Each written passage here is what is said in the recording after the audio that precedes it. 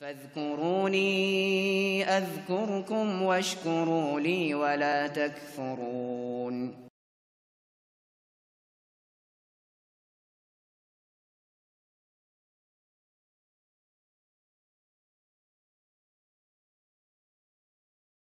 ان الحمد للہ والصلاۃ والسلام علی رسول اللہ اعوذ باللہ من الشیطان الرجیم بسم اللہ الرحمن الرحیم قال اللہ تعالیٰ فی سورۃ النحل وجعل لکم السمع والابصار والافئدہ لعلکم تشکرون. وہی تو ہے جس نے تمہیں کان دیے، آنکھیں دیں اور سوچنے سمجھنے والے دل دیے تاکہ تم اس کے شکر گزار رہو. ناظرین کرام، انسان کو سمجھانے کے لیے بہترین مثال اس کی اپنی ذات کی ہے.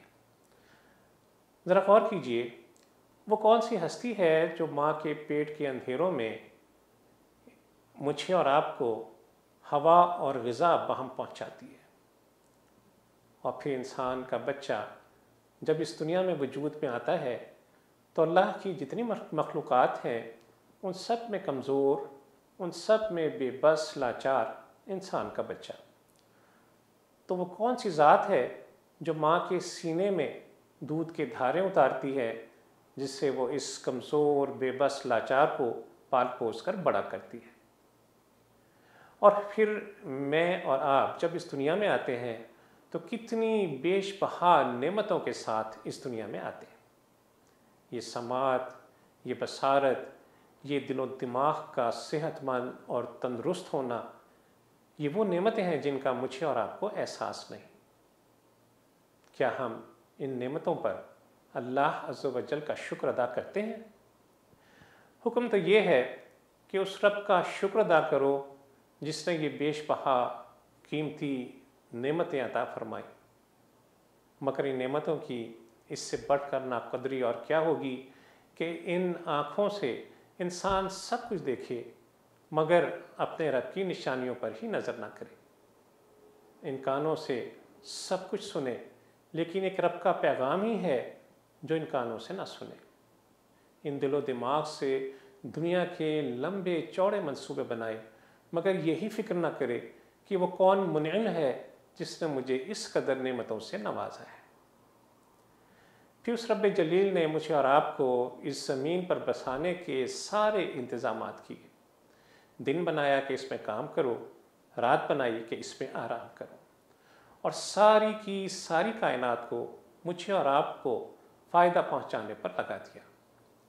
جیسا کہ فرمایا وَمِن رَحْمَتِهِ جَعَلَ لَكُمُ اللَّيْلَ وَالنَّهَارَ لِتَسْكُنُوا فِيهِ وَلِتَبْتَغُوا مِن فَضْلِهِ وَلَعَلَّكُمْ تَشْكُرُونَ، کہ اس کی رحمت ہے کہ اس نے تمہارے لیے رات اور دن بنائے تاکہ تم رات میں سکون حاصل کرو اور دن میں اپنے رب کا فضل تلاش کرو، شاید کہ تم شکر گزار بن جاؤ. قرآن میں جن جن آیات میں اللہ کی نعمتوں کا شکر ادا کیا گیا ہے، اس کی نعمتوں کا اظہار بیان کیا گیا ہے، ان آیتوں کا اختتام زیادہ تر انہی دو الفاظ پر ہوتا ہے لعلکم تشکرون، کہ شاید تم ان نعمتوں پر غور کرو تو تم میں شکر گزاری کے جذبات پیدا ہو سکیں. لیکن حقیقت یہی ہے کہ ان تمام نعمتوں کے اتمام کے باوجود انسان اپنے رب کا کم کم ہی شکر ادا کرتا ہے. سورہ الاعراف میں فرمایا کہ وَلَقَدْ مَكَّنَّاكُمْ فِي الْأَرْضِ وَجَعَلْنَا لَكُمْ فِيهَا مَعَائِشَ، اور پھر انسان کی حقیقت بیان کر دی قَلِيلًا مَا تَشْكُرُونَ، کہ ہم نے تمہیں زمین میں پورے اختیارات کے ساتھ بسایا اور تمہارے لیے ہر طرح کا سامان زیست مہیا کیا مگر تم لوگ کم ہی شکر گزار ہوتے ہو. اللہ عز و جل سے دعا ہے کہ وہ ہمیں اپنی نعمتیں پہچاننے کی توفیق عطا فرمائے اور ہمارا شمار اپنے شکر گزار بندوں میں کر دے. وصلی اللہ تعالی علی خیر خلقہ محمد وعلی آلہ وصحبہ وسلم.